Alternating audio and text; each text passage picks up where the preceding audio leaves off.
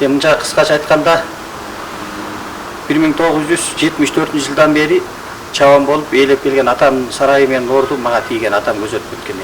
Ошол сарай менен тамдын ордун 41 соттук мамлекеттик көз акталган. Ошону Токтогул районунун прокуратурасы курулуш куруу жайыт жерден курулуш курууга алган жер деп туруп сотко берип, мынакей 3 жолу тең соттон утуп алышты. Эми акыйкат иштеп келдим да айлам кеткенде.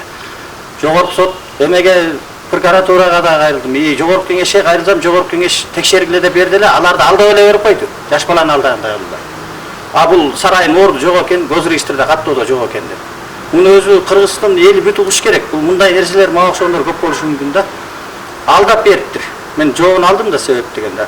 Жогорку кеңештин депутаты Жанар Акаевди алдап атат, ген прокурорду алдап атат, мени алдап берип атат. Анын орду жокту. Анын орду жок болсо эмне себептен бул кызыл китепти сотко берип атат? Баары үчүн берип атат да, күйбөнүм ошол бир. Экинчиден бир жолу да чакырган жок. Чакырып, силердин биздин жерди текшериш керек эле, текшерген жок. Экетек инспекцияга кайрылсам, мыйзамдуу деп берди. Бишкектин Бипразем институтуна кайрылдым, жер мажбурлоо боюнча. Ал жектен дагы мына квитанцияларым турат. Алар дагы айтты, мыйзамдуу сарайга 1 гектар 20 сотук тиешелүү экен. 93-жылы каттоодон өтүптү, там турат, сарай турат.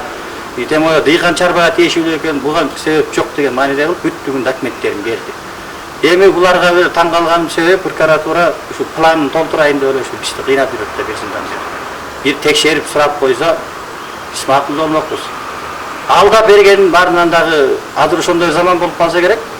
Жогору жака жазат экен, жогору жака район көрөт экен, карагын деп. Мына 4-5 жолу ошондой кайрылуу болду. Кайра эле кат келет, мага жооп келет. Мен бул жактагыларга да келип аткан болуш керек, мага берген чылап. Анын жери госрегистрде каттоодо жок экен, сарайдын орду каттоодо жок экен деп каттоодо турат мынакей. Фактически турган үчүн мына ушул кызыл китеп, ушул тек паспортторду берип атат, узун туурасы. Бул эми сарай жер боюнча иликтесек, бир эле устазы калды. Илгери 72-жыл, 73-жылдары кайсы Асетин же кайсы Чечен келип, кайсы уста салган эле сурайлар, калган баардыгын сурап бүттү сотто. Ушуну билип турса да акыйкатсыз кылып койду. Но жогорку сотко мен өтө найразымын. Жогорку сот деген инежибинен бери тактайбы деп ойлондум эле, мурунку 2 сотко катыша албай калгам, оор больницада болуп. Жогорку сотко эле тактайбы десем, жогорку соттун алдына ушул кызыл китепти берсем, ачпай туруп эле тиги межрайондук соттун ордуна калтырып койду да.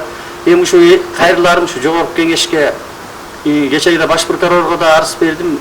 Ушулар акыйкаттуулук кылып текшерилип берилсин. Эгер текшерилип берилбей турган болсо, акыйкаттык аягына чыкпай турган болсо, биз анда жалпы жанагындай сарайлардын ордун Союз убагында дыйкан чарбага тийген сарайлардын ордун жок кылган адамдар отурат ушул жерге келип. Ошого барып калдык биз.